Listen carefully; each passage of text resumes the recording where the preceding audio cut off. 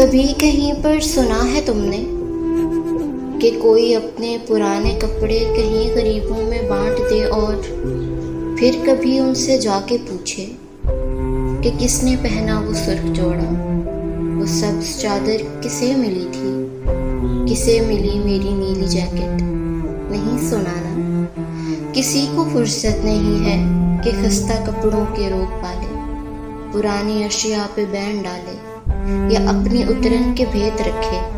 کبھی کہیں پر سنا ہے تم نے کہ کوئی تھک کر کسی پیارے کو دور جنگل میں چھوڑ آئے تو مڑ کے دیکھے، یا چند سالوں کے بعد واپس وہیں پہ لوٹے وہ جس کو چھوڑا تھا لینے آئے؟